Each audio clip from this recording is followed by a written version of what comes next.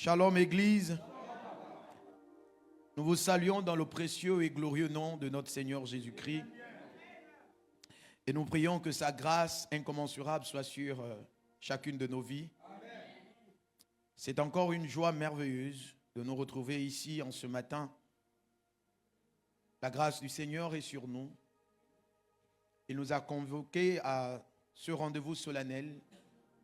C'est un jour qu'il a mis à part pour que ceux qui sont ses fils puissent se présenter devant sa face. Nous venons à ce culte parce que nous venons reconnaître la majesté d'un Dieu. Alléluia. Quand nous venons à un culte de dimanche, nous ne venons pas juste parce qu'il faut remplir les chaises. Nous ne venons pas parce qu'il faut faire plaisir à un pasteur. Nous ne venons même pas parce que nous appartenons à une communauté. Mais nous venons parce que nous reconnaissons qu'il y a un Dieu qui a créé l'univers. Et que ce Dieu mérite, alléluia, d'être célébré. Et ce jour donc est un jour de célébration. C'est pourquoi, bien-aimé, lorsque tu es dans la présence du Seigneur, tu dois te réjouir. Il dit dans sa sainte parole, c'est ici la journée que l'Éternel a faite. Qu'elle soit pour nous un sujet d'allégresse et de... Dis à ton voisin, un sujet d'allégresse et de... Un sujet d'allégresse et de... Dis, sois en joie. Dis, peu importe ce que tu traverses. Peu importe ce que tu connais. Peu importe ce qui se passe autour de toi. Toi, ce que tu as à faire, c'est être en joie.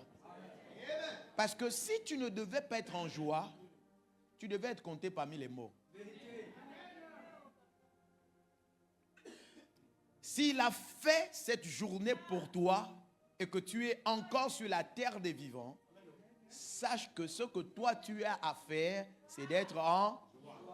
Je ne comprends pas pourquoi tu es fâché. Touche ton voisin, dis tu es trop fâché, quitte à côté de moi. Dis change de place. Amen. Est-ce que vous savez que quelqu'un peut changer votre humeur?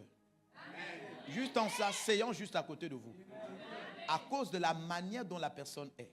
C'est pourquoi quand tu viens à l'église, cherche toujours à t'asseoir à côté de ceux qui sont très joyeux. Ça va te contaminer la joie durant toute la semaine. Mais si tu t'assois à côté de quelqu'un qui est toujours triste, la semaine sera triste. C'est pourquoi dis à celui qui est triste à côté de toi de changer de place. Dis voisin, tu me déranges, change. Si tu remarques qu'il y a un voisin qui est à côté de toi qui est triste, dis voisin s'il te plaît, change de place. Maintenant si lui ne veut pas changer de place, toi change de place. Acclamons Jésus, acclamons Jésus. Alléluia. Alors par la grâce du Seigneur, ce matin nous voulons parler sur un très très beau thème. J'ai été très heureux lorsque j'ai travaillé ce thème. Alléluia. C'est pourquoi je t'invite à prendre ton téléphone, te connecter sur notre page Facebook, partager et identifier ceux autour de toi. Parce que c'est quelque chose de très merveilleux que nous voulons partager en ce matin. Nous voulons parler sur un beau thème qui s'intitule « Comment porter les fruits de l'esprit ». Alléluia. Comment porter les fruits de l'esprit. Frère, sœur, tu ne peux pas garder ce message pour toi seul. Identifie, prends ton téléphone, connecte-toi, identifie quelqu'un. Dis frère, sœur, je veux que tu puisses partager ces choses, ces merveilles du Seigneur. Alléluia. Tu es là avec moi? Rapidement, prends ton téléphone, envoie ça même dans le groupe de famille. Toi qui ne parles jamais dans la famille, là, c'est l'occasion pour toi de pouvoir parler, pour qu'on écoute ta voix là. Alléluia. Ton partage du live là, dans le groupe de famille là, c'est ta voix. Même si c'est moi qui parle. Alléluia. Partage ça. Non, Monique, je ne te vois pas partager. Partage. Renaud, je ne te vois pas partager. Partage rapidement ce live. Nous parlons sous le thème « Comment porter les fruits de l'esprit ». Amen. Alors regardons rapidement nos Bibles dans les livres de Jean, l'évangile de Jean, en son chapitre 12 Nous allons lire le verset 24 et le verset 25. Amen. Jean chapitre 12, le verset 24 et le verset 25. Si nous sommes là, lèvons-nous pour honorer la parole du Seigneur. S'il te plaît, regarde dans ta Bible.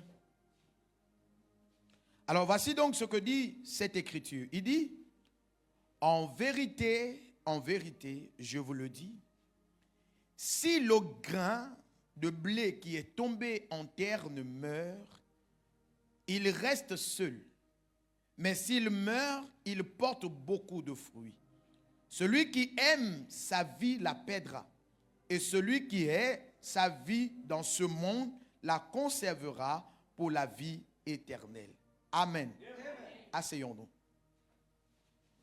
Nous parlons sur le thème comment porter des fruits de l'esprit. Et Jésus parle dans Jean, le texte que nous venons de lire, c'est Jésus qui parle.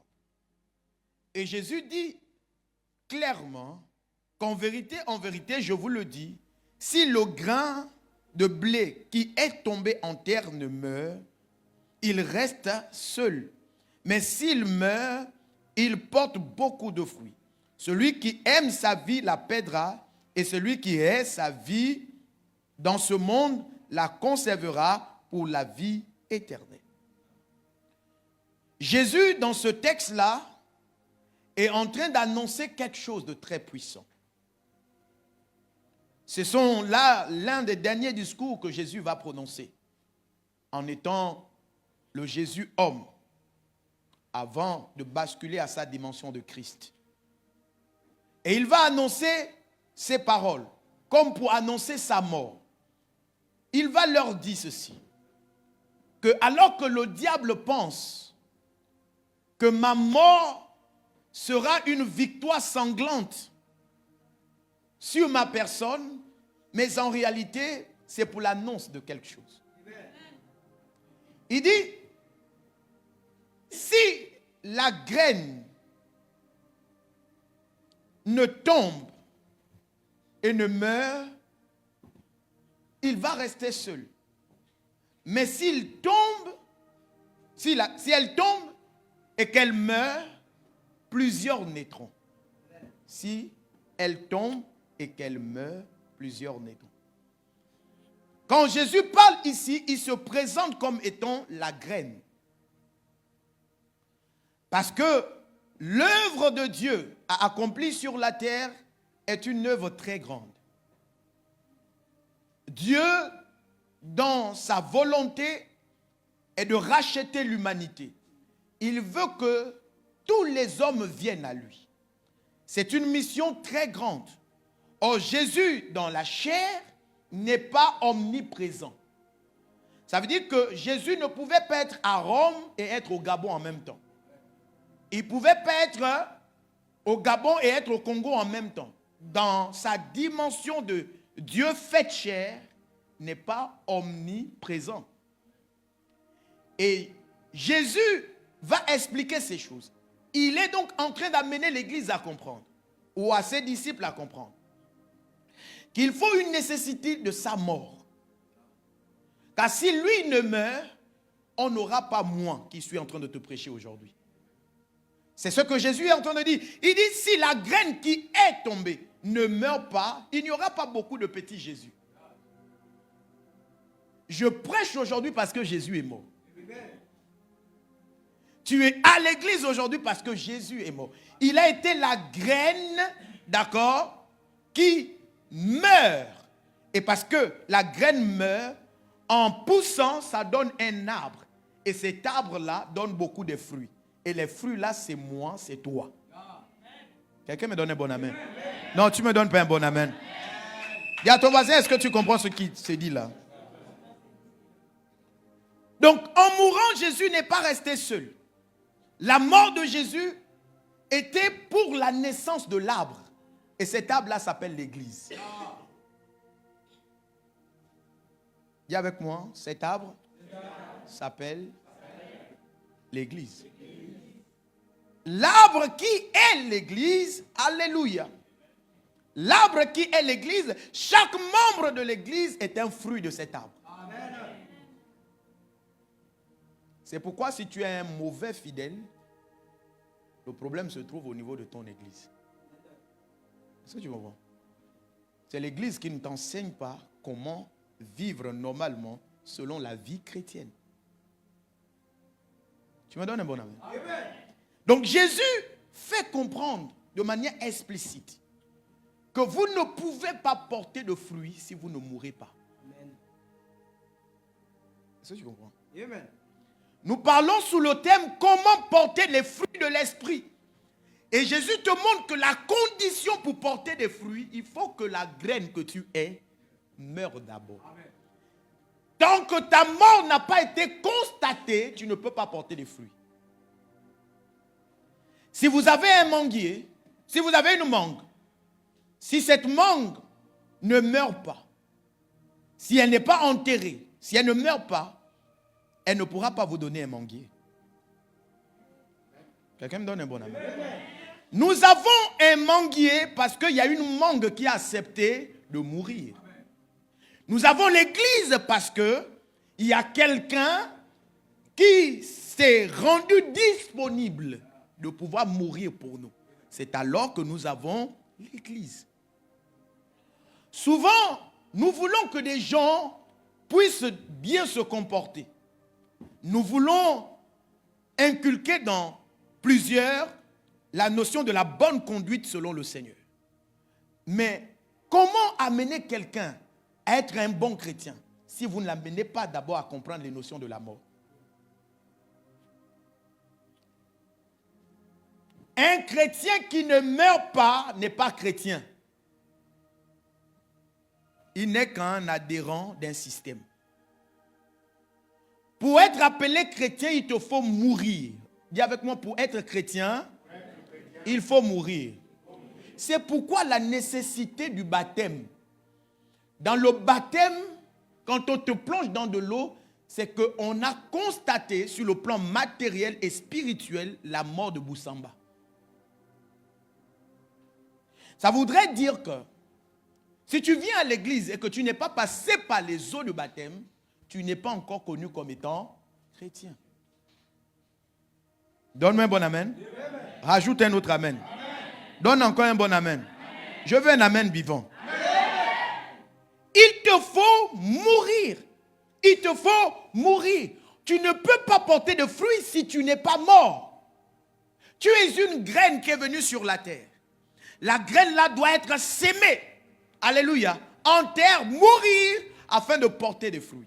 Tu ne seras jamais une meilleure personne de toi, une meilleure version de toi, si tu ne meurs pas.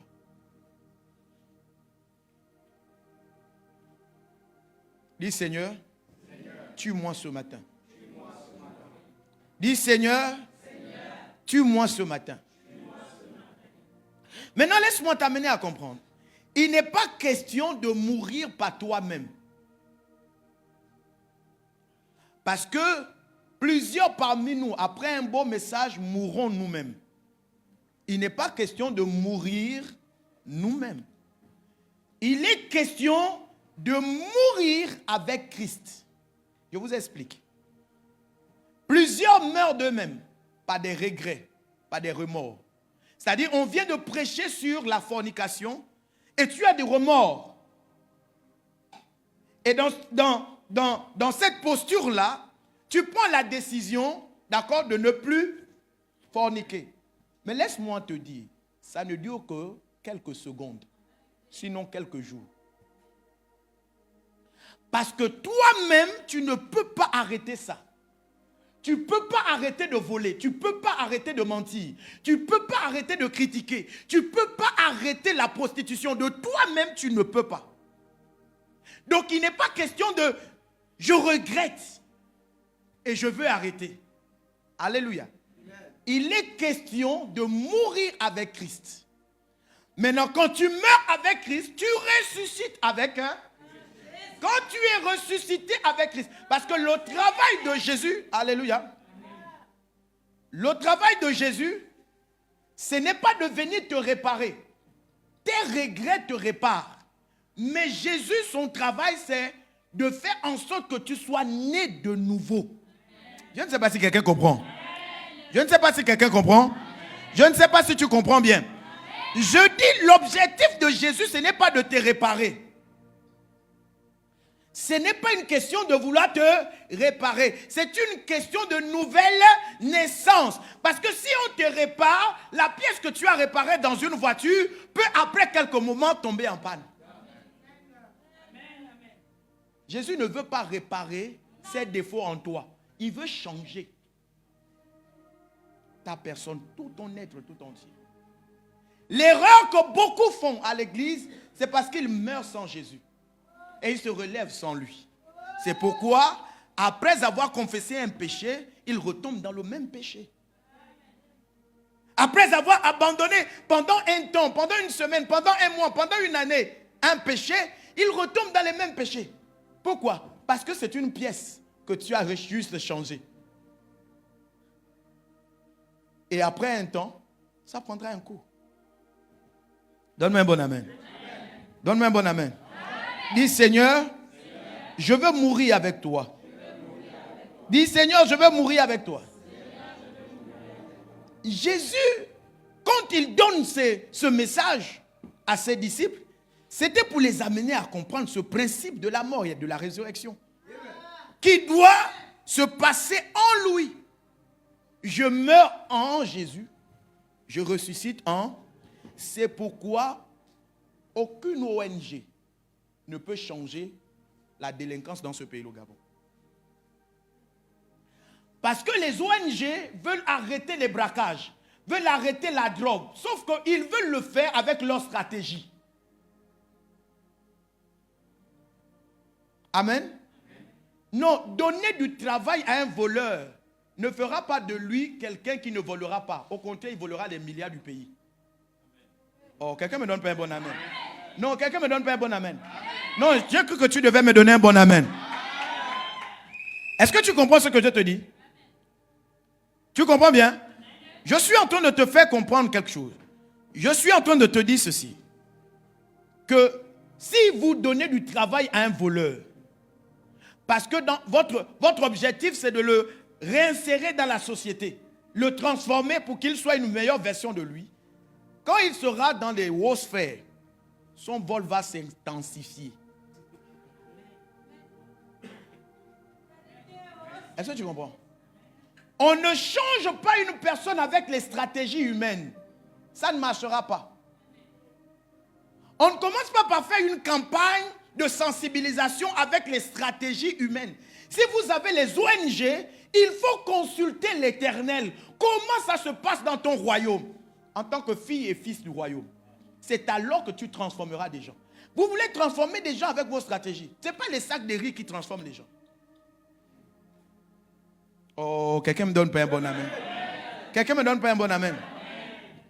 Donner dans les ONG là, les sacs de riz, c'est très bien. C'est très bien. C'est une bonne chose. Parce qu'on permet à ces enfants de se nourrir. Mais ce qui est ici, c'est changer leur comportement. Leur façon de faire. Ce n'est pas tant de les nourrir, mais c'est de les changer. Parce que si vous pensez que changer leur vie, c'est juste de les nourrir, vous allez les nourrir toute la vie. Vous allez les nourrir toute la vie. L'objectif n'est pas de les nourrir toute la vie. L'objectif est de les rendre responsables. Et cela n'est possible qu'en Jésus. Vous ne pouvez pas transformer un drogué en lui disant ne fume plus, ne bois plus la drogue. Ce n'est pas possible. Si vous l'envoyez en prison, ça va s'empirer. Ça va s'empirer. C'est l'erreur que font beaucoup de personnes. Aux campagnes, on va sensibiliser les enfants de Bambouchine, les enfants de Montalier. C'est très bien la volonté de les sensibiliser. Mais c'est encore mieux de comprendre selon le plan de Dieu comment les sensibiliser. Personne ne peut être transformé si la personne ne meurt pas en Christ. C'est pourquoi la nécessité dans les programmes de présenter Christ aux enfants que de présenter le sac de poulet aux enfants. Acclame Jésus, acclame Jésus. Personne. C'est pourquoi des personnes, des belles personnes que vous voyez autour de vous, que vous sentez qu'il y a quelque chose en cette personne qu'on peut utiliser, mais que vous sentez en cette personne une façon de faire qui est contraire à sa personne que vous connaissez. Dès que vous présentez à cette personne la personne de Jésus, vous allez voir que la personne va s'opposer. Elle va te donner des faux rendez-vous. Oui, demain je viendrai. Elle ne fait pas exprès. Parce que l'esprit là sait que si elle vient à l'église, s'il vient à l'église, il sera transformé en une nouvelle personne. Amen. Alléluia. Amen. Voilà pourquoi cet esprit s'oppose à ce type de personne. Ou bien même quand la personne vient dans votre église, la personne regarde sa montre. C'est l'esprit là qui lui dit ça. Que mais l'heure qui est en train de durer, hein, mais il te raconte quoi? Tu ne te retrouves pas, mais fais vite, tu vas rentrer. Alléluia. C'est l'esprit là qui leur fait ça. Mais si la personne résiste, si toi qui l'as invité, tu lui présentes Jésus, et que cette personne ouvre la porte à Jésus, il rentre. En rentrant, il fait de lui. Regardez ce que Jésus dit. Il dit, je suis à la porte et je frappe. Si quelqu'un entend ma voix, s'il l'ouvre, je rentre, je soupe avec lui et lui avec moi. Jésus cible un endroit très stratégique, l'âme de la personne. Tout ce que tu fais qui est mauvais là se plante dans ton âme. Ce sont les informations de ton âme. Et Jésus dit, pour toi, ce qui est important qu'il doit faire, c'est rentrer dans l'âme là. Et il arrache l'âme là, comme il a arraché les clés du séjour de la mort. Et quand il arrache ça, lui, il a la capacité divine de pouvoir mettre à nouveau. À nouveau. Pas quelque chose qu'on est allé laver, souffler. Quelqu'un me donne un bon amen. Non, ce n'est pas un filtre qu'on allait souffler. Est-ce que tu comprends? C'est une nouvelle pièce qu'il prend dans le ciel, qu'il met en toi. Et dès que ça vient en toi, toi-même tu sens en toi une nouvelle naissance. C'est-à-dire tu commences à voir en horreur tout ce qui est péché, tout ce qui ne vient pas de Dieu. Parce que ton être ne va plus reconnaître ces choses. Pourquoi tu es chrétien et tu reconnais encore des choses? Parce que tu n'es pas né de nouveau. Parce que tu n'es pas mort. Tu es encore trop vivant. Dis à ton voisin, tu es trop vivant. Dis à ton voisin, tu es trop vivant. Cherche à mourir. Dis à ton voisin, cherche à mourir. Si vous ne mourrez pas, vous ne pouvez pas porter les fruits de l'esprit. Ça ne servira à rien de dire non, aime ton voisin, aime ton prochain. Vous n'allez pas pouvoir l'aimer. Le voisin que tu veux aimer là t'a insulté hier. Et tu me demandes de l'aimer. Je l'aime comment? Si je ne suis pas né de nouveau. C'est la naissance, la nouvelle naissance qui efface le souvenir que tu avais, que la personne t'avait mal parlé. J'ai cru que tu devais acclamer Jésus. J'ai cru que tu devais acclamer Jésus. J'ai cru que tu devais acclamer Jésus. Alléluia. Il faut que vous soyez morts avec lui. Romains chapitre 6, le verset 3. Si on peut le voir rapidement. Il dit, nous ne faisons pas cela par nos propres efforts, mais en participant à sa mort et à sa... Vous n'avez pas le texte? Mettez le verset 11 par contre.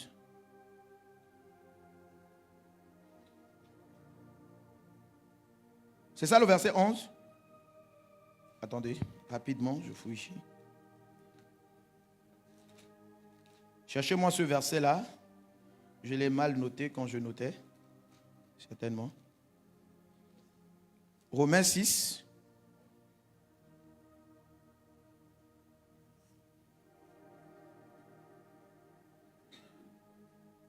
Le verset 9, on peut le lire? Non, à partir du verset 8 même. Or, si nous sommes morts avec Christ, nous croyons que nous vivrons aussi avec lui. Sachant que Christ ressuscité des morts ne meurt plus, la mort n'a plus de pouvoir sur lui. Car il est mort et c'est pour le péché qu'il est mort une fois pour toutes. Il est revenu à la vie et c'est pour Dieu qu'il vit. Ainsi vous-même regardez-vous comme mort au péché et comme vivant pour Dieu en Jésus-Christ. Alléluia. Il faut que nous puissions nous voir comme des morts. Si tu te vois comme quelqu'un de vivant, il faut que ta vie que tu as puisse mourir. C'est pourquoi Jésus a dit, si quelqu'un aime sa vie, il la perdra. Ça veut dire que ta vie que tu veux trop conserver là, va te conduire à la mort. Et à la mort éternelle. C'est ça le problème. Si tu aimes trop ta vie. Amen.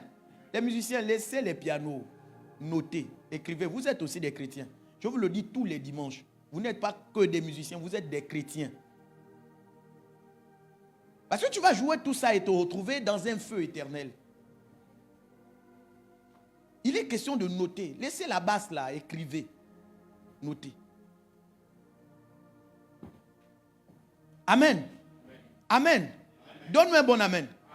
Si tu considères tellement ta vie, si tu considères tellement la vie que tu as là, tu vas te perdre à jamais. Jésus veut, parce que sachant que ta vie que tu veux conserver là va te conduire à la mort éternelle, il te dit avant que cette vie-là ne te conduise à la mort éternelle, toi-même décide de la tuer. Il faut que tu décides de la tuer. Il faut décider de la tuer. Si vous ne décidez pas de tuer certaines choses dans votre vie, ça va vous coûter très cher devant. C'est pourquoi? Alléluia. Est-ce que tu comprends ce que je t'explique? Accepter de mourir, de tuer certaines choses dans ta vie pour avancer. Si tu ne tues pas, tu ne vas pas avancer. Si tu ne tues pas, tu n'avanceras pas. C'est la condition du ciel, frère. C'est la condition du ciel. 2 Timothée chapitre 2, le verset 11 et 12. Il dit, cette parole est certaine. Si nous sommes morts avec lui, nous vivons aussi avec lui. Alléluia. Écoutez, je vous explique quelque chose. Je vous ai dit qu'il n'est pas question de mourir par soi-même. Mourir par soi-même, c'est regretter un péché. C'est se culpabiliser parce que tu as commis un péché. Mourir par soi-même, c'est vouloir faire des efforts par toi-même de changer un comportement en toi. Est-ce que tu comprends? Même si tu réussis pendant un mois, même si tu réussis pendant un an, la deuxième année, tu vas tomber. Est-ce que tu comprends? La Bible dit ce n'est ni par la force, ni par mais par mon. Parce que tout ce que tu feras par ta force ne marchera pas. Non, non, non. En ce qui concerne la vie selon Christ, ce que tu feras avec ta propre force, tu ne pourras pas réussir. Ça ne va pas tenir. Donc Jésus dit que la nécessité est de mourir avec. Donc je n'arrête pas un péché parce que je le regrette. Je l'arrête parce que Christ le demande. Est-ce que tu comprends ça? Il y a des gens qui ont arrêté dans leur vie de voler, mais pas sur la base de la parole de Christ. C'est pourquoi quand ils ont à nouveau une belle occasion, ils peuvent voler. Mais or, si tu as arrêté le vol parce que la parole dit que tu ne prendras pas ce qui est à ton frère, même lorsque tu te retrouveras face à des opportunités de vol, tu diras je ne le ferai pas à cause du Seigneur. Est-ce que vous voyez la différence? À cause de qui? Du Seigneur. Tu ne le feras pas à cause du Seigneur. Si tu as arrêté de faire des fétiches et tu viens à l'église sans le Seigneur, quand tu vivras des situations difficiles à l'église, tu vas retourner aux fétiches. Mais si tu l'as arrêté parce que la parole de Dieu dit tu n'auras point d'autre Dieu devant ma face, même quand tu seras malade, gravement malade. Alléluia. Gravement malade. J'ai vécu cette situation une fois avec l'un de mes fils qui est aujourd'hui aux États-Unis, sa maman. C'est même à cause de ça que lui, il s'est baptisé ici. Qu'il m'a dit non papa, amène-moi aux eaux. Qu'il a accepté le Seigneur. Il est maintenant aux États-Unis, il vit aux États-Unis. Écoutez, regardez ce qui se passe dans sa vie. Sa mère était gravement malade. Dis gravement malade. Gravement malade. Elle était à l'hôpital, ils ont tout fait pour elle, ils n'ont pas pu. Ils n'ont pas. Son pasteur a prié, fatigué, ils n'ont pas pu. Et les médecins ont dit, allez-y à la maison.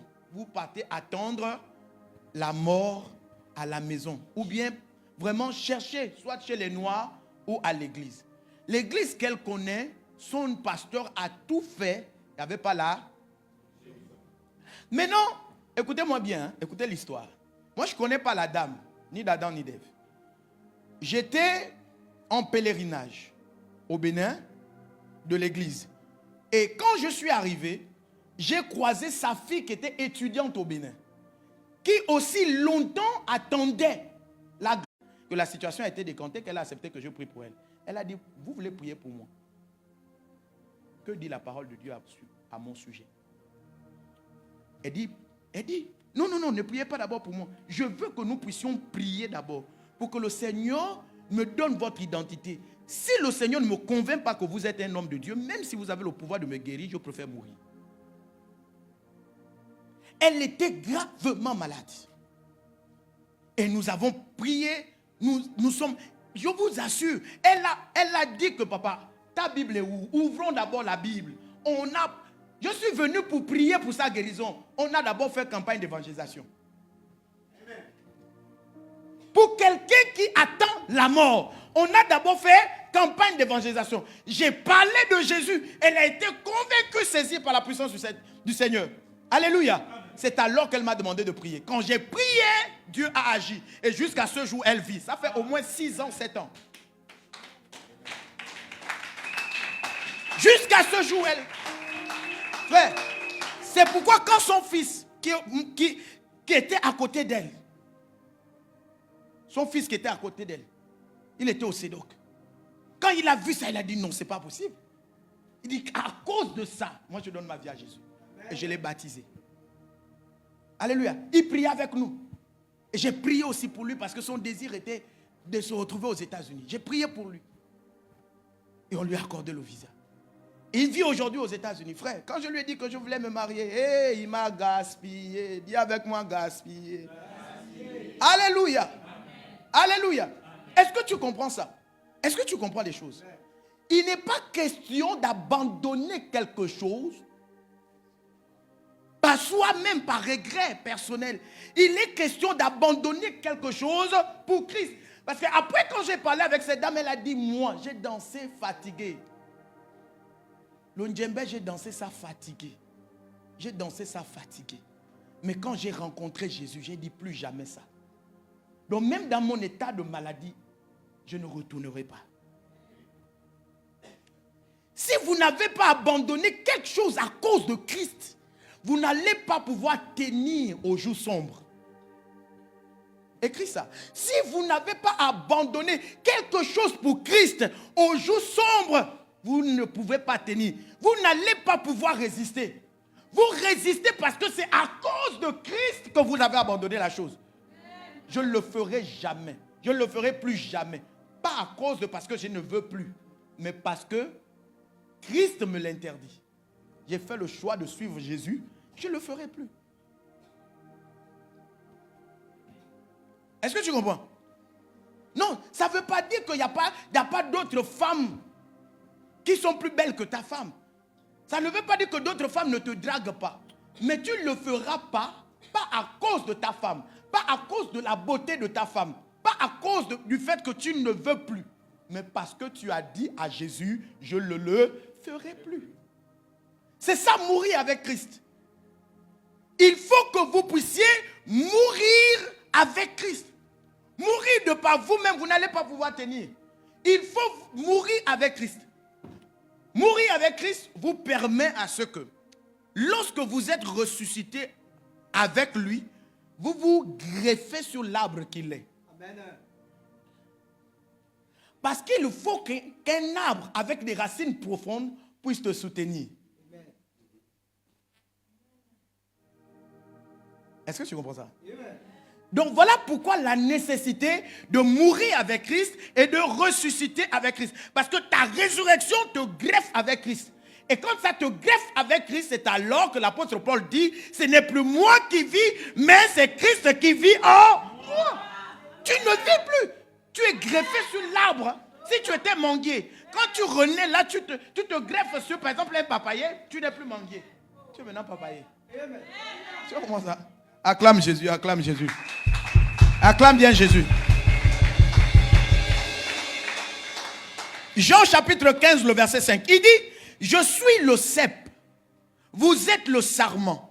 Celui qui demeure en moi et en qui je demeure porte beaucoup de fruits. Car sans moi, vous ne pouvez rien faire. Non, remettez le texte. Mettez le texte. Alléluia. Jean 15, 5. Il dit, je suis le cep. Vous êtes le sarment. Celui qui demeure en moi et en qui je demeure porte beaucoup de fruits. Car sans moi, vous ne pouvez rien faire. Regardez ça. Il dit, celui qui demeure en moi et en qui je... Donc, toi, demeurer en Christ, c'est mourir avec lui. Lui, demeurer en toi, c'est ressusciter avec toi. Alléluia. Est-ce que tu comprends bien? Tu demeures en Christ en mourant avec lui. Et Christ demeure en toi en ressuscitant avec toi. Alléluia. Et quand il ressuscite avec toi, tu es greffé. Ainsi donc, tu deviens le sarment. Lui, il est le cep. Mais toi, tu deviens le... Parce qu'il dit que si tu n'as pas cette posture-là, tu ne pourras rien. Tu ne peux pas. Tu ne peux pas. Dis avec moi, je ne peux pas. Tu ne peux pas être fidèle à ton mari. Tu ne peux pas. Fidèle, tu ne peux pas. Fidèle à ta femme, tu ne peux pas. Fidèle à ton assemblée, tu ne peux pas. Fidèle dans tes offrandes, tu ne pourras pas. Fidèle dans tes dîmes, non.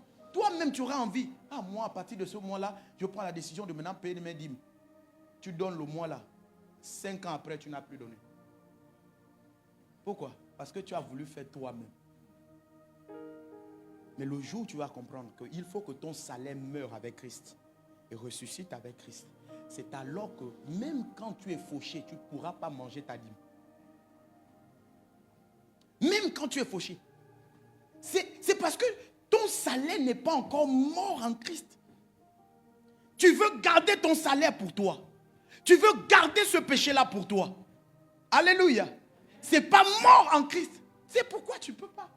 Tu ne peux, de toi-même, tu ne peux pas être fidèle à une église. Non, de toi-même, tu ne peux pas. Ta fidélité est conditionnée par le fait que tu meurs en Christ et que tu ressuscites en Christ. Je suis dans cette assemblée pas à cause du pasteur, mais à cause de Christ. C'est pourquoi même quand la sœur là te fait quelque chose de bizarre, tu dis, je ne suis pas là pour toi, je suis là pour Christ. Je suis là pour Christ. Et je ne partirai que si Christ me demande de partir. Pas aller mentir que Christ m'a demandé de partir. Mais partir parce que Christ t'a réellement demandé de partir. Donne-moi un bon amen. Ajoute un autre amen. Ajoute un autre amen. Vous ne pouvez rien faire. Dis à ton voisin, tu ne peux rien faire. Tu ne peux pas. Dis, je sais que le péché là t'embête. Dis ça à ton voisin. Dis, je sais que ça t'embête. Je sais que toi-même tu as envie d'abandonner. Mais tu ne pourras pas. De par toi-même. Tu ne peux pas. Il y a trop de privilèges là-bas. Amen. Ouh, dis, il y a trop de privilèges. Dis, il y a trop de privilèges. Quand j'avais au moins 3-4 copines, l'autre m'achetait un costume, l'autre m'envoyait l'argent de la chaussure, l'autre m'envoyait l'argent du pantalon. Il y avait trop le goût là-bas. Trop le goût. Il y a trop de privilèges autour de ça. Trop de privilèges. Trop de privilèges. Tu as envie d'arrêter, tu arrêtes 2 semaines après, tu replonges. Tu arrêtes 3 semaines après, tu replonges. Mais le jour où j'ai compris qu'il fallait mourir avec Christ dans ce péché-là. J'ai été ressuscité avec lui. Et jusqu'à ce jour, je ne connais plus ça. Acclame Jésus. C'est sûr que tu dois comprendre. Mourir et ressusciter avec Christ. Mourir et ressusciter avec Christ. Tu ne peux pas de toi-même. Jésus le dit. Il ne dit pas vous allez essayer. Il a dit vous ne pouvez rien faire. Il n'a même pas dit que vous pourrez un peu. Après il va falloir que moi je vous accompagne. Il a dit vous ne pouvez rien faire.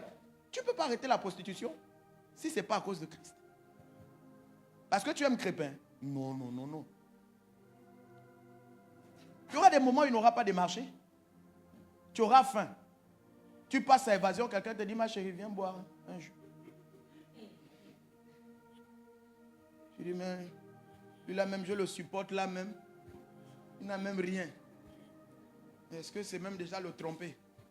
Si je bois mon jus, en buvant le jus, on vient te servir le poisson. Et en servant le poisson,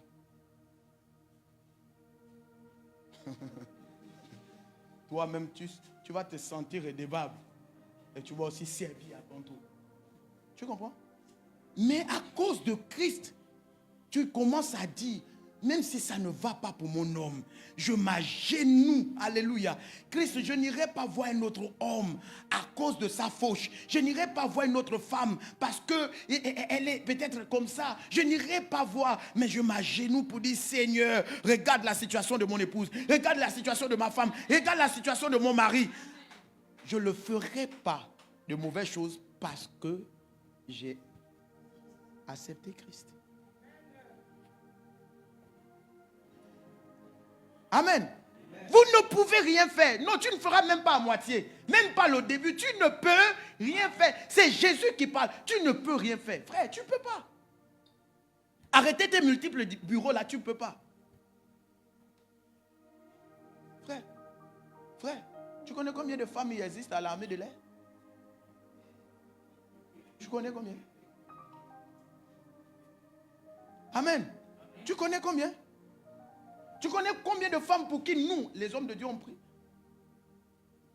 À l'église comme ailleurs. Tu connais combien de femmes viennent à l'église ici pour les réceptions qui ne prient pas ici? Tu connais? Tu connais combien de femmes font exprès de venir en minute dans nos bureaux? Tu connais? Tu connais combien de femmes font exprès de se tourner pour te montrer son dos pendant qu'elle se lève dans ton bureau? Tu connais pas? Tu seras tenté. Mais c'est la limite que tu as avec Christ qui te permet de tenir. Qui dit, même si elle est belle, même si elle a la forme que j'aime, je ne le ferai pas à cause de Christ. Je ne le ferai pas.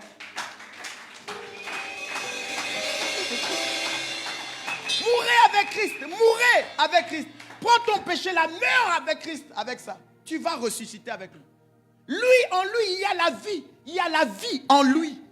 Il y a la vie en lui. Il a dit que si tu perds la vie que tu as là, tu vas ressusciter avec lui. Lui, il est la vie et tu auras la vie. La pleine vie. La pleine vie. Tu n'auras pas que la vie, tu auras la pleine vie. Tu ne peux pas porter les fruits. Frère. Donc ça sert à rien même de commencer à te parler de porter les fruits. Tu comprends ça? Non, vous devez aimer les uns les autres. Non, il faut d'abord enseigner aux gens comment mourir. Sans que des gens ne meurent pas. Il y a celles-là qui ne t'aiment pas. Maintenant on lui dit non. Amen. Amen. Amen. Lève-toi un peu, lève-toi un peu. Viens. Toi, viens. Mettez-vous là. Bon, moi, c'est l'assistant pasteur David Moubamba. D'accord? Mets-toi là. Est-ce que vous comprenez? Lui, c'est Rigobert. Et lui, là, c'est Franklin. Amen. Et elle, là, c'est Georgette. Est-ce que vous voyez un peu? Maintenant, quand Franklin et Rigobert sont arrivés à l'église là, Rigobert a piétiné le pied de... Et Franklin n'a pas... Ils se sont disputés. Maintenant, l'assistant pasteur Moubamba est à la modération. Il dit, avant que nous ne commencions le culte, va faire samba à ton voisin. Va faire samba à ton voisin.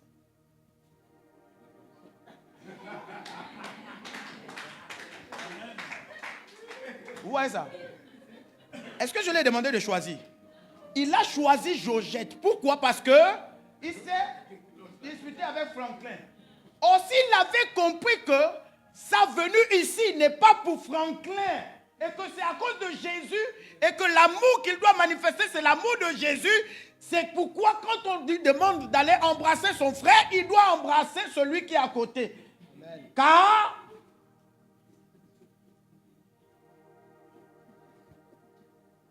il a compris. La Bible te dit, à quoi ça sert si vous pouvez faire du bien à celui qui est capable de vous le rendre? Regagnez vos places, acclamons Jésus. Donc tu comprends, c'est parce que tu n'es pas encore en Christ. C'est pourquoi la soeur là vient vers toi pour te faire un samba, tu esquives. La pauvre, elle a même failli se faire mal. Le pauvre, il a même failli se faire mal. Parce que lui, il a compris qu'il est en Christ.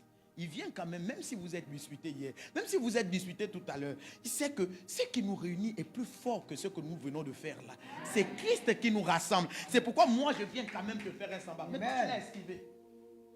Chance qu'on a mis quand même les carreaux anti-dégrippants là. Si c'était l'olis là, peut-être on aurait perdu quelqu'un à cause de toi, ta feinte. Est-ce que tu comprends ça? À cause du fait que tu as feinté quelqu'un. Parce qu'on n'est pas venu pour Christ. Est-ce que vous comprenez? Amen. On doit mourir pour Christ et ressusciter pour lui. On meurt en lui et on ressuscite en lui. Dis Seigneur, tu m'as vu là. Je veux l'enterrer. Je veux ressusciter avec toi. Parce que sans toi, je ne peux rien. Sans toi, je ne peux rien. Je ne peux rien faire. Frère, quelqu'un qui t'a copieusement insulté. Après, tu peux l'embrasser. Pas à cause de lui. Pas à cause de son comportement. Car Dieu nous tant aimé le monde qu'il a envoyé son fils venir mourir pour toi lorsque nous étions encore des pécheurs. Lorsque nous étions encore des pécheurs, il a quand même accepté de se sacrifier. N'attends pas quand vous allez commencer à rire pour l'embrasser. Parce que c'est ce que toi tu attends. Mais Jésus n'a pas attendu ça pour t'embrasser toi.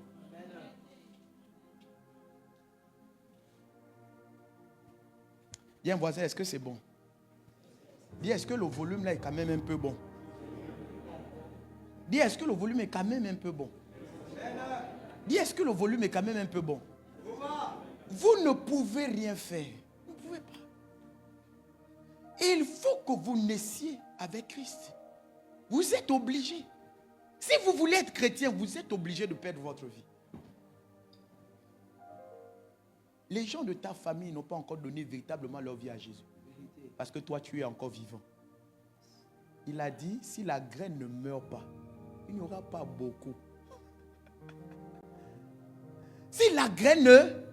C'est parce que les gens te voient encore pareil, Boussamba là. Tu vas à l'église, mais on te voit toujours pareil. C'est quand tu vas mourir que les gens de ta famille vont commencer à chercher ton Dieu.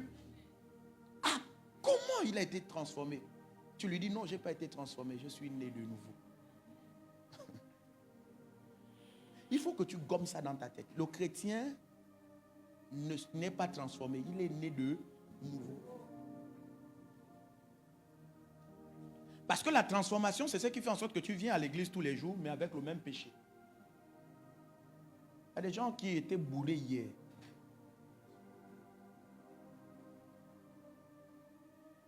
Lève ta main comme ça. Toi qui étais bourré hier, lève ta main. Non, sinon je vais te désigner. Vous savez quand même que j'ai cette capacité, non? Celui qui est à côté des Crépins, lève ta main comme ça. Tu étais bourré hier. C'est bon, non? Amen. Amen. Écoutez-moi bien. Écoutez-moi bien. Je suis en train de vous dire des choses. vous ne pouvez pas. Tu comprends? Sans Jésus. Vous ne pouvez rien sans lui. Il dit, vous ne pouvez rien. Vous ne pouvez rien sans lui. Vous ne pouvez rien sans lui. Je sais que ça t'embête. Ce péché-là t'embête. Je sais que la chose-là t'embête. Je sais que tu veux quitter de là. Je sais que tu veux quitter de là. Mais tu ne peux pas avec toi-même. Avec tes propres stratégies. Tu ne peux pas. Il faut les stratégies de Christ, de son royaume. Amen. Tu as compris cette petite partie? Acclame Jésus. Là, je suis que dans l'introduction de mon texte. Waouh. L'introduction m'a déjà pris jusqu'à 12 heures. Je ne sais plus si je dois essayer. Est-ce que je peux enseigner un peu quand même? Alors, notre thème, c'est comment porter les fruits de l'esprit. J'étais d'abord amené à comprendre comment ça se passe. Maintenant, lisons. Galates chapitre 2, le verset 22.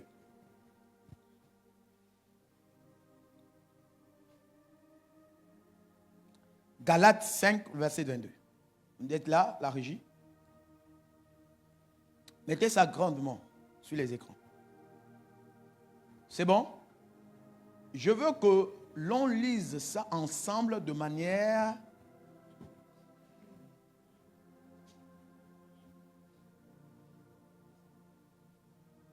On va lire. À 3, on lit. 1, 2, 3. Lisons ensemble. Mais le fruit de l'esprit, c'est l'amour, la joie, la paix, la patience, la bonté, la bénignité, la fidélité, la douceur, la tempérance. Oui, la loi n'est pas contre ces choses. Reviens sur le texte. Bon, toi seul-là, tu dois porter l'amour, la joie, la paix, la patience, la bonté, la bénignité, la fidélité, la douceur, la tempérance. Bon, 9 là, toi tu peux porter ça. Même là seulement, l'amour là, il n'y a pas ça dans toi. Amen. Même l'amour là, tu ne peux pas. Comment tu peux l'aimer et la gifler? Est-ce que tu comprends? Est-ce que tu comprends? Parce que tu aimes selon toi. C'est quand tu aimes selon toi que tu peux frapper sur ta femme. Mais le jour où tu vas l'aimer à cause de Christ.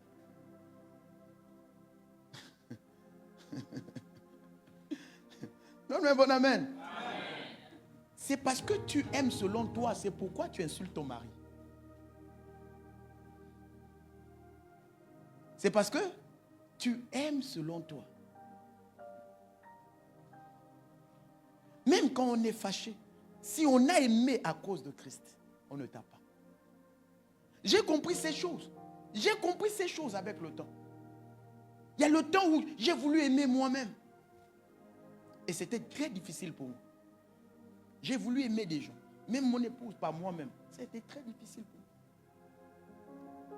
Mais avec le temps, j'ai compris qu'il faut l'aimer selon Christ. À cause de Christ.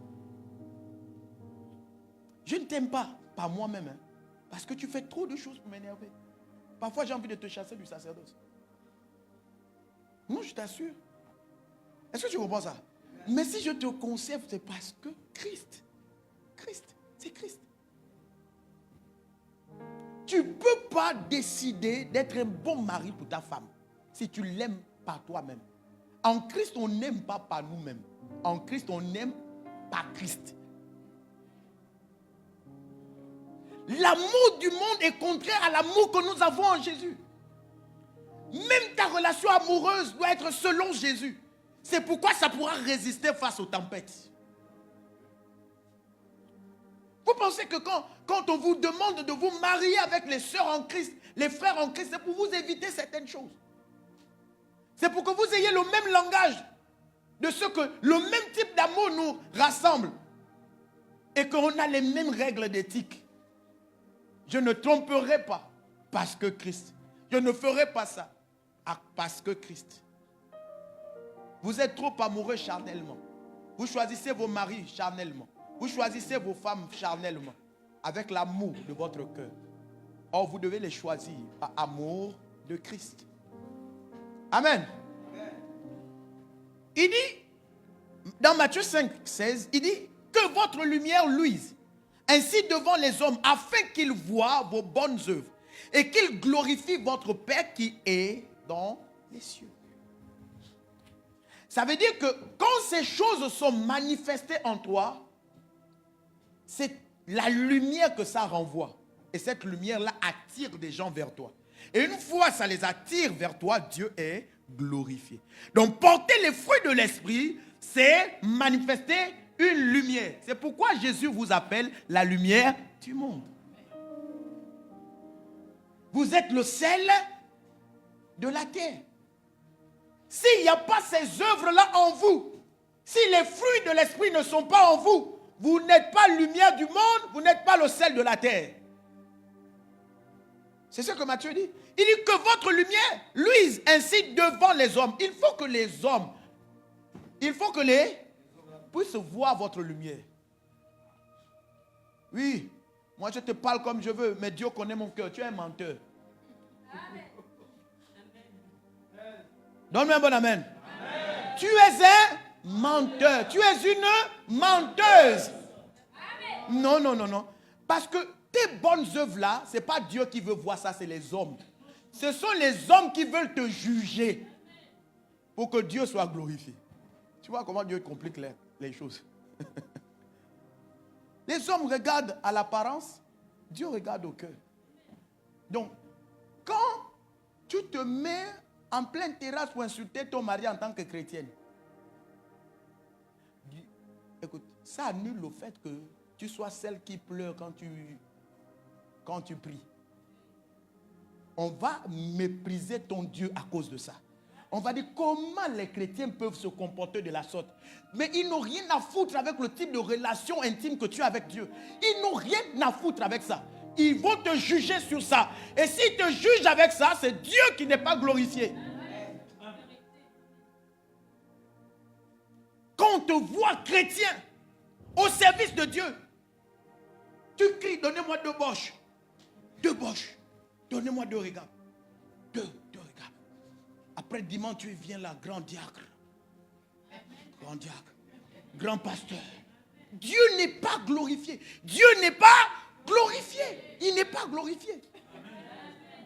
Est-ce que tu comprends ça? Il n'est pas glorifié. Tu es en train de vendre mal l'évangile. Tu es diacre, tu es enfant de Dieu, tu ne peux pas te retrouver dans un bar. Dis non, non, non, non, non. Quelqu'un me donne pas mon amen. Comment tu peux avoir les tickets du motel dans ta poche? Comment tu fais comment? Le reçu du motel, on retrouve ça dans ta poche. Tu es chrétien. Tu es chrétien. Est-ce que tu comprends ça? Tu comprends ça? Les fruits de l'esprit, c'est une manifestation de la lumière d'un chrétien.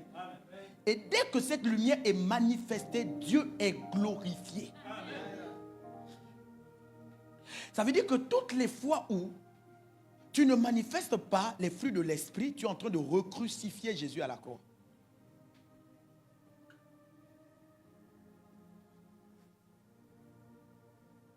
Toi, tes pointes ne sont même plus de 80.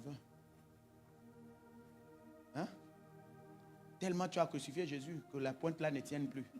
Il faut changer maintenant ceux de 140. Ça ne tient plus. Ça ne tient plus dans sa main.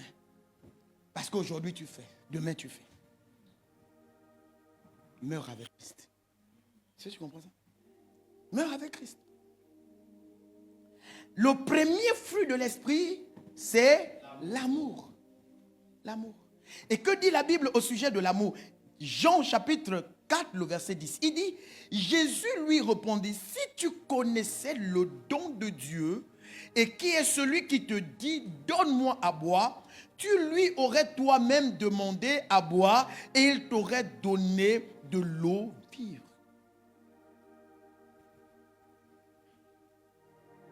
L'amour que nous avons selon le Seigneur s'appelle l'amour agapé. Écris-le. L'amour agapé. Et l'amour agapé est l'amour inconditionnel.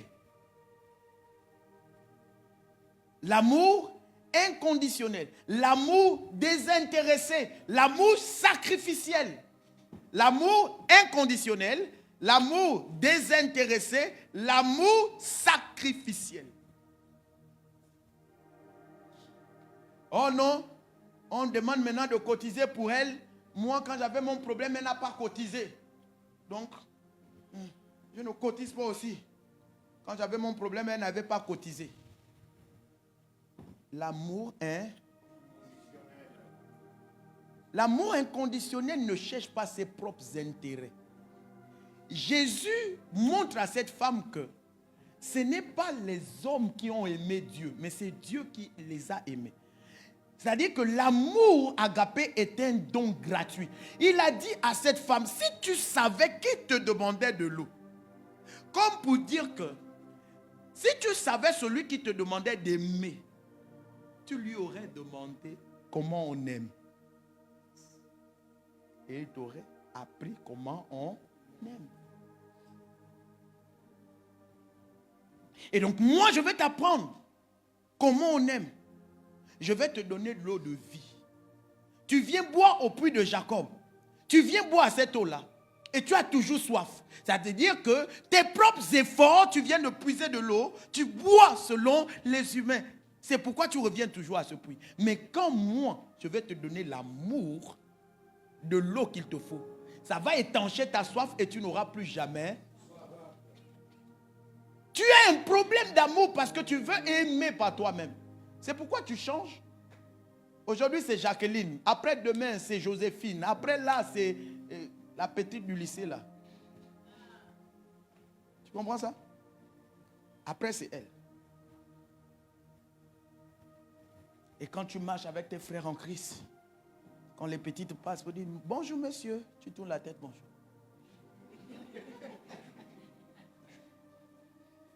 Monsieur, bonjour. Bonjour.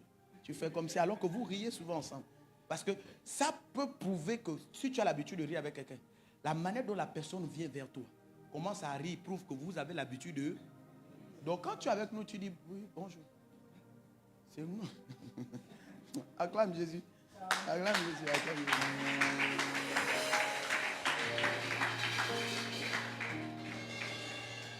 Donc tu vois que tu as un problème d'amour à cause de ça. Tu as un problème d'amour à cause de ça. Parce que tu veux aimer selon toi.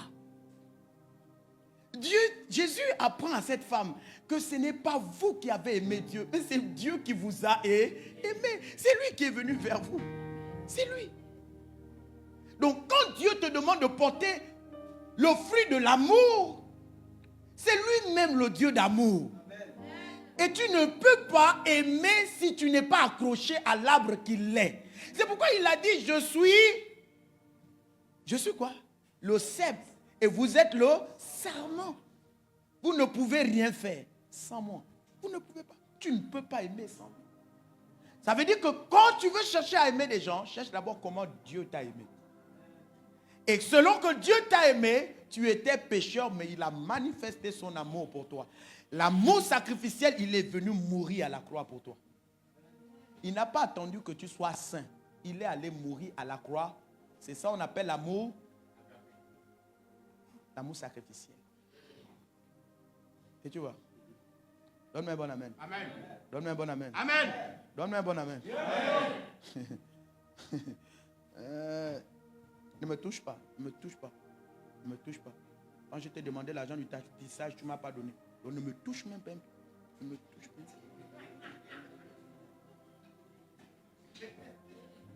Est-ce que tu comprends ça? Non, je te dis, ne me touche même pas un peu. Incondition. Comment pour te toucher, il faut le tissage? Comment? Dis ça à ton voisin, comment pour te toucher, il faut le tissage? Est-ce qu'on est en business? Alléluia. L'amour est conditionnel. Inconditionnel. Sacrificiel. Je me sacrifie pour vous. Je me sacrifie pour toi. Sacrifie-toi aussi pour moi. Est-ce que tu comprends? Celui qui est à côté de toi, sacrifie-toi pour lui. Sacrifie-toi. Sacrifiez-vous les uns pour les autres. Alléluia. C'est alors que vous pouvez porter cette sémence de l'amour. Sans Christ, cela est impossible. Donne-moi un bon amen. Amen. Amen. Maintenant, on comprend ça. Il y a quelque chose que tu dois comprendre. Et ça, c'est le Seigneur qui m'a enseigné sur ces choses. Je vous ai toujours conté l'histoire de comment ça a commencé pour que je me marie. Le Seigneur m'a dit ceci, alors que j'étais sur la route. Il m'a dit, regarde devant toi, qu'est-ce que tu vois? Je ne voyais rien. Après lui-même, il m'a dit, regarde cette montagne. Et j'ai regardé à cette montagne, j'ai vu une maison perchée là-bas. Et quand j'ai vu la maison perchée, il m'a dit, c'est là où moi je veux te mener. Mais avant que je ne t'amène là-bas, si tu n'es pas marié, je ne t'amène pas là. Je n'ai pas posé des questions à Dieu. Pourquoi il faut forcément que je me marie? C'est des années plus tard qu'il m'a amené à comprendre que quand je vais t'amener en haut, si tu n'as pas commencé à être fidèle à ta femme, tu ne seras pas fidèle à moi quand tu seras au sommet.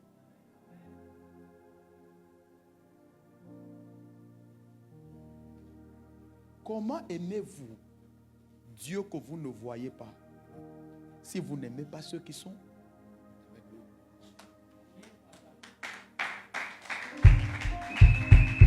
C'est pas possible. Donc Dieu, pour tester ton niveau d'amour, c'est ta capacité d'aimer ceux qui sont autour de toi. Ta capacité de te sacrifier pour ceux qui sont autour de toi.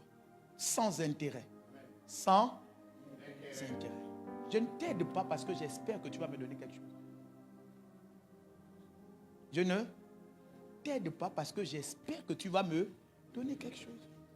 Quand on m'invite dans les églises, je n'ai jamais, Dieu m'est témoin, jamais demandé à quelqu'un que il faut que quand je vienne prêcher, donnez-moi quelque chose.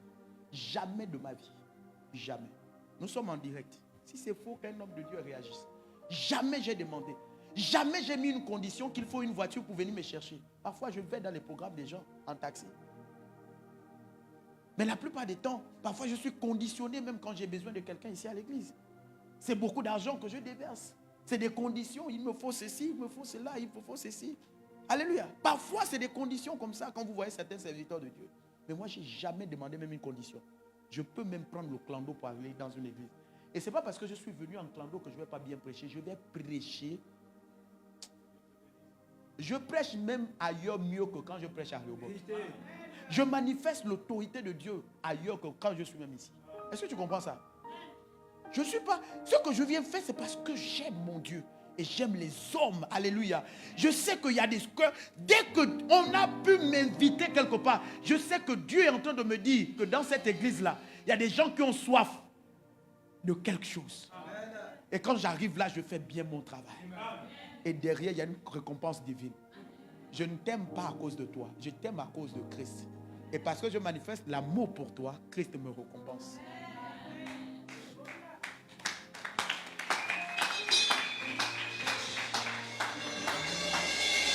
Amen. Amen. Amen. Alors, je vais m'arrêter là aujourd'hui. Waouh, sur 9 fruits. Un seul fruit. Amen. Qui sont ceux qui sont pressés? On peut pousser quand même encore un peu?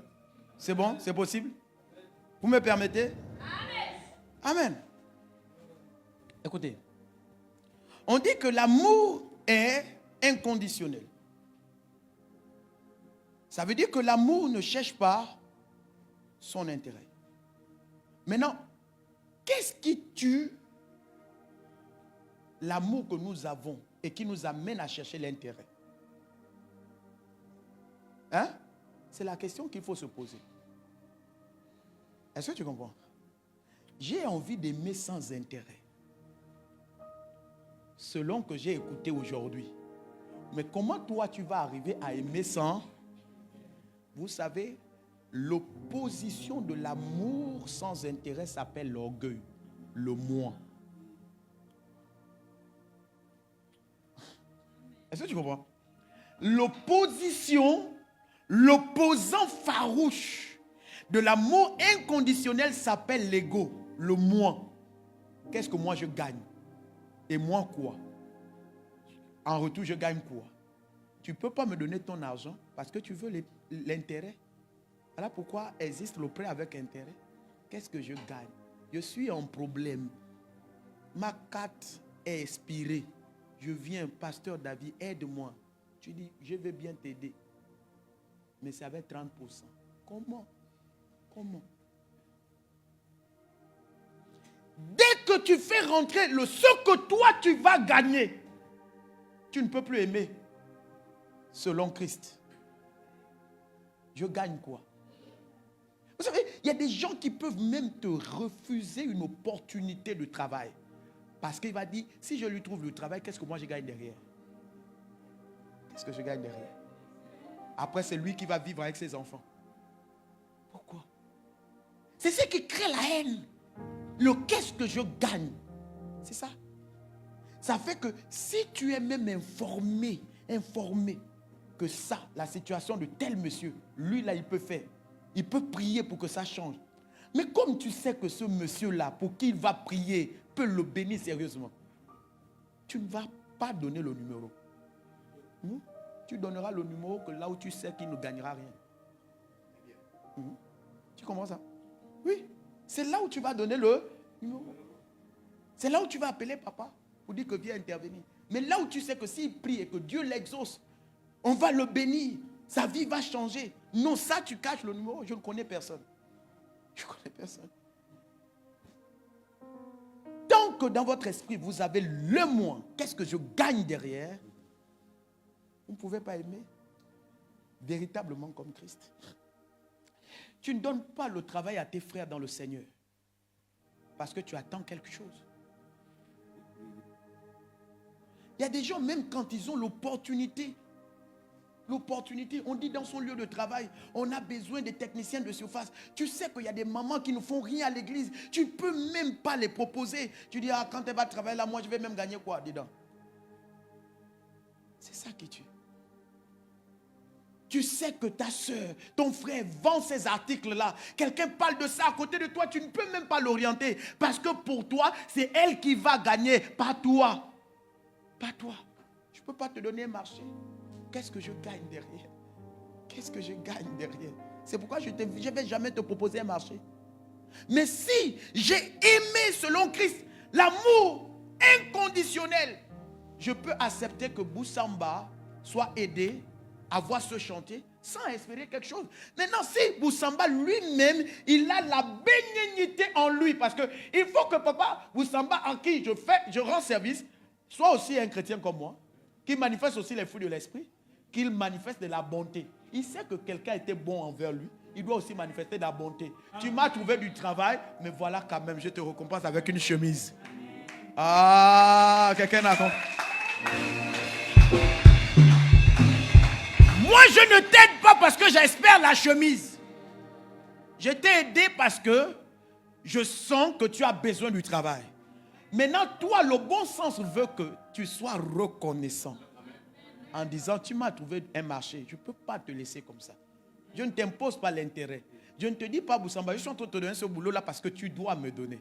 Je ne le fais pas à amour. Mais toi, sois bon. C'est aussi un fruit de l'esprit. On viendra sur ça. Acclame Jésus.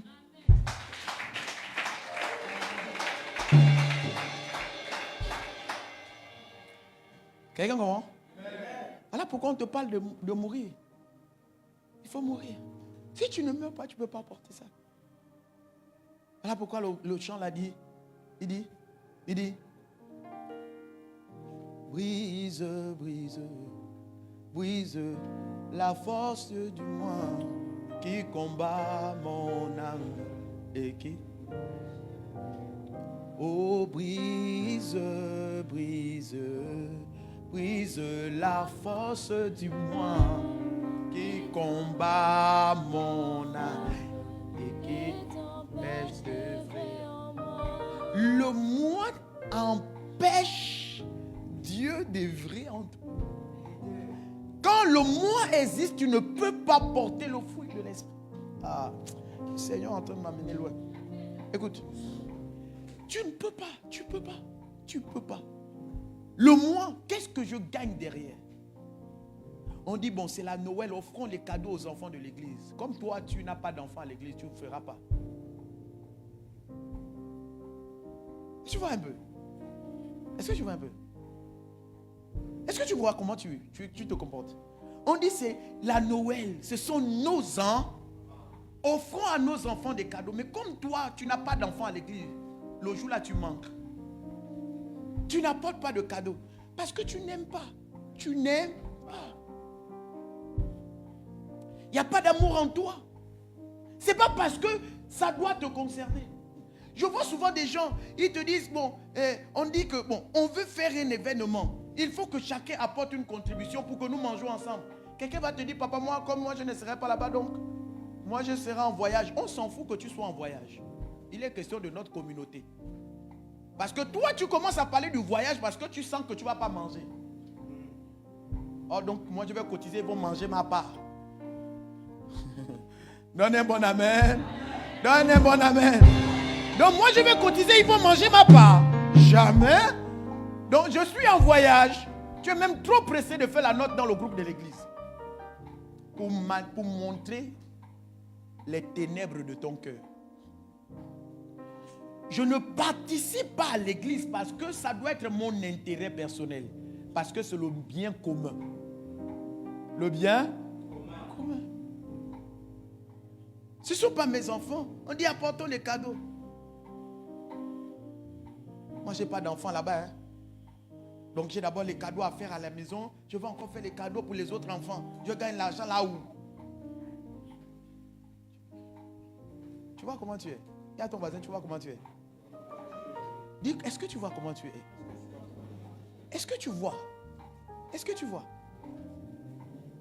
Le moi doit mourir en toi. Le moi doit mourir. Tu dois mourir. Ça doit mourir. Venons à l'aide à quelqu'un. Non, comme ce n'est pas toi qui es dans la situation, tu ne fais pas. Tu ne fais pas. Tu ne fais pas.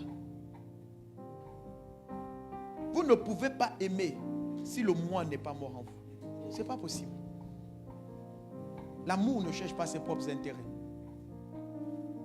L'amour est sacrificiel. Je meurs pour les autres. Frère, tu connais combien de coups j'encaisse à cause de vous? Tu connais combien de personnes ont décidé de ne plus jamais me saluer, de ne plus jamais être en paix parce que j'ai fait un sacrifice pour toi? Tu connais? Je le fais parce que je t'aime. Et en Jésus-Christ. Est-ce que tu comprends ça? Parce que je t'aime en Jésus-Christ. C'est ce que tu dois développer. Le monde est à la recherche de l'amour. Mais les personnes qui doivent donner de l'amour au monde, ce sont des chrétiens. Mais comment un chrétien peut donner de l'amour au monde si lui-même il ne comprend même pas les notions de l'amour? On te dit seulement tu dois aimer ton prochain. Mais comment on aime? C'est ce que moi je t'explique là. Est-ce que tu as déjà écouté ça comme ça? C'est ce que je t'explique. Ce n'est pas une question de allez-y, aimez vos voisins. Vous ne pouvez pas. Vous ne pouvez pas. Il faut aller profondément dans certaines choses. Alléluia. Acclame Jésus, acclame Jésus. Acclame bien Jésus. Pousse un cri de joie pour Jésus. Allez.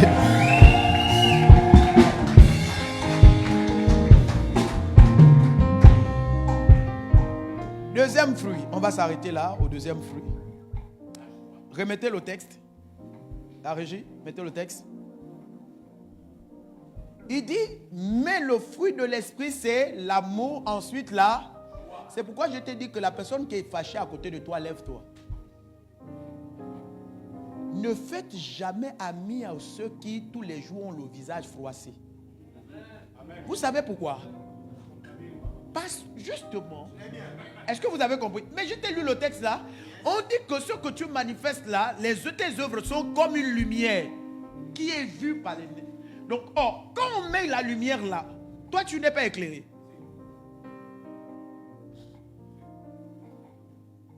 Ça veut dire que les fruits de l'esprit se contaminent par ceux qui manifestent.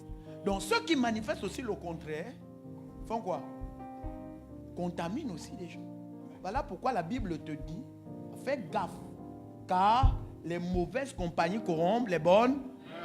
Oui. Comment tu es tout le temps fâché? Tu es? Tu connais comment ils sont fâchés à l'église? J'aime Jésus, j'aime Jésus. Donc, tu es, qui t'a forcé? Qui?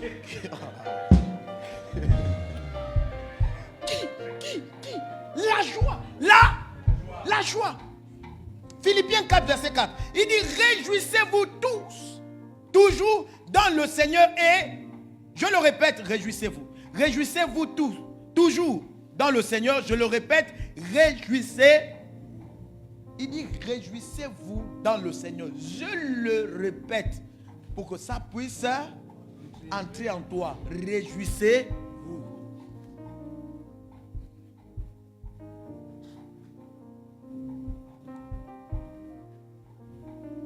Est-ce qu'on peut pousser les cris de joie? Comment? Tu fais ça comment? Il n'y a jamais un temps de joie en toi. Jamais. Oh. Acclame Jésus.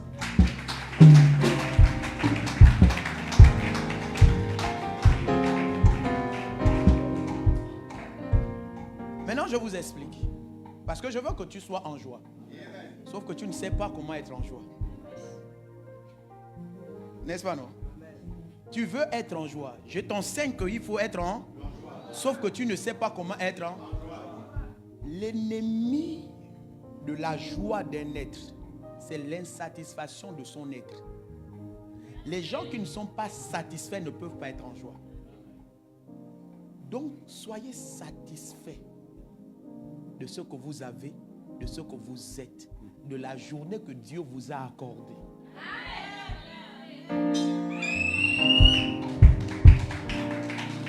Le problème se situe à ce niveau. Les gens ne sont pas satisfaits. Ils trouvent qu'ils ne méritent pas de vivre ce type de journée. Ils ne méritent pas de vivre ce type de relation. Ils ne méritent pas. Amen. Ce que tu as là, c'est ce que tu mérites.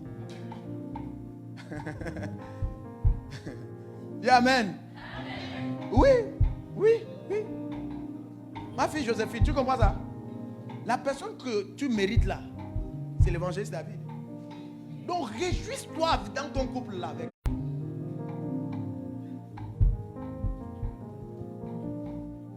L'argent tu ne me donnes pas.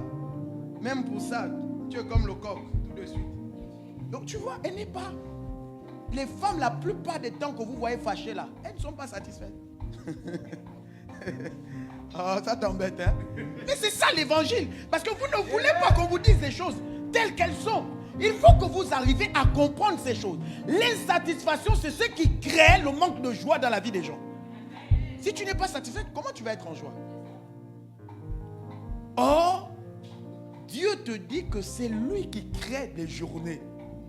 C'est lui le maître des temps et des circonstances.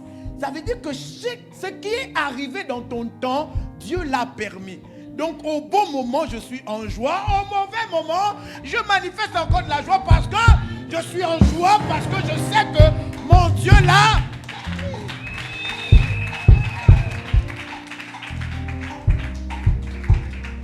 Tu comprends ça?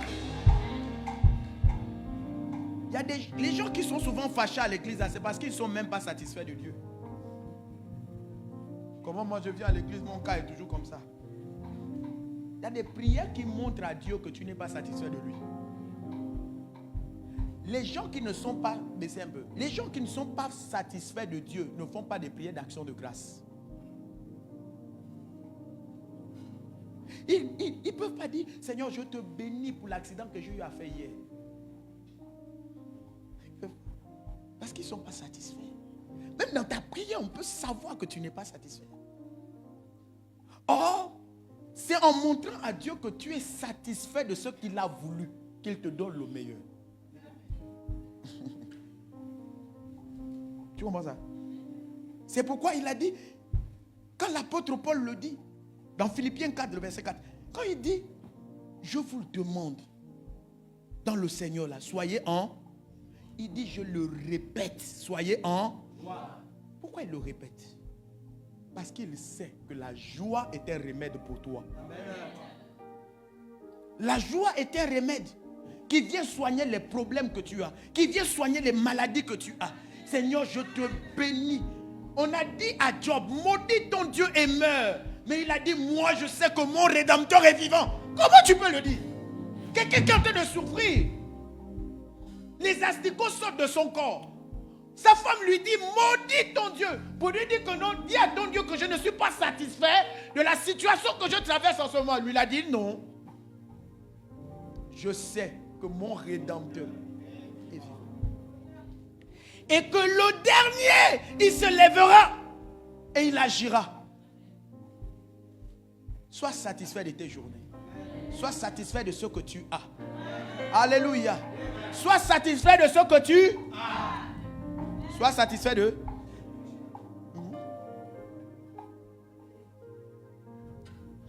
Maintenant, qu'est-ce qui crée l'insatisfaction des cœurs? La convoitise. Pourquoi lui là et moi je n'ai pas? Il y a des femmes, c'est-à-dire que elle est sortie de la maison, vous étiez très joyeux quand elle est sortie de la maison. Oh, je vais rendre visite à ma copine. D'accord, tu es content. Tu dis, bon, ok, il faut que ma femme aille se réjouir avec ses amis, n'est-ce pas? Oh, bisous, bisous, à tout à l'heure, chérie. Dès qu'elle rentre, elle est fâchée. Chérie, c'est comment? Ah, moi, toujours avec notre vieux salon là. Moi, je ne... Parce qu'elle était chez sa copine, elle a vu un nouveau salon.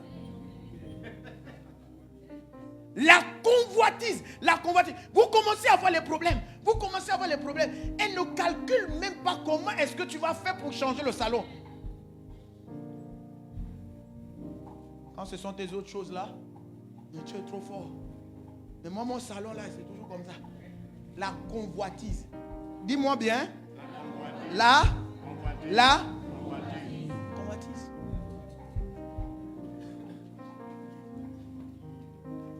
Il y a eu des statistiques qui ont été faites. Est-ce que vous savez que si vous arrivez à manger au moins un repas par jour, vous êtes plus riche qu'au moins 1 milliard de personnes sur la terre?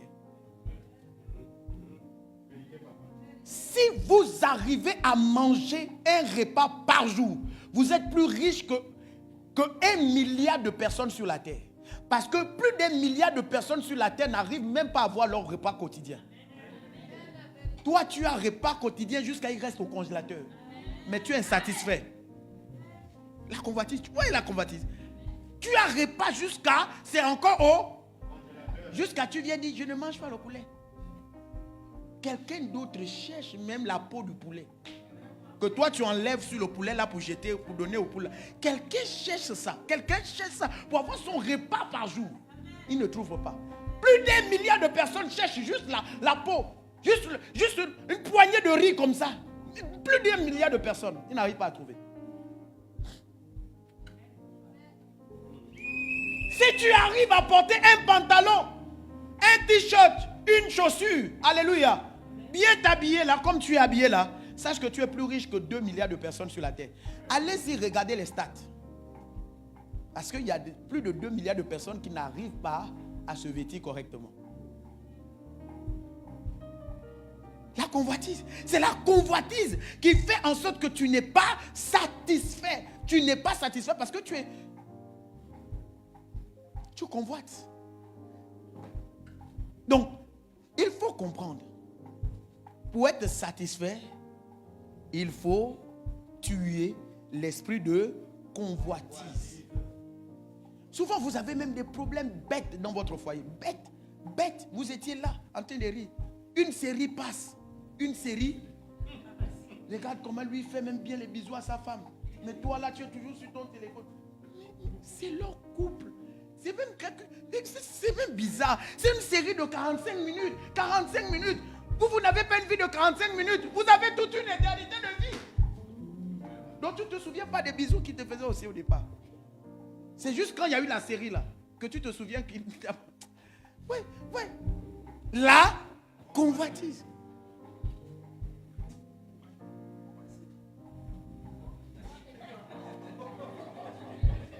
Alléluia.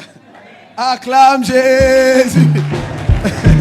Acclame Jésus. Acclame. Vous écrivez de joie pour Jésus. Oh!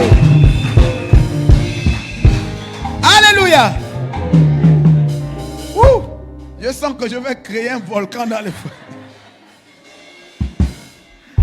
Donne-moi un bon amen. Donne-moi encore un bon amen. Alléluia. Il faut que vous développiez cette attitude-là. Alléluia. De l'indépendance des émotions externes. Il ne faut pas que des choses qui se passent de l'extérieur puissent dominer vous, votre être. C'est alors que vous perdez la joie.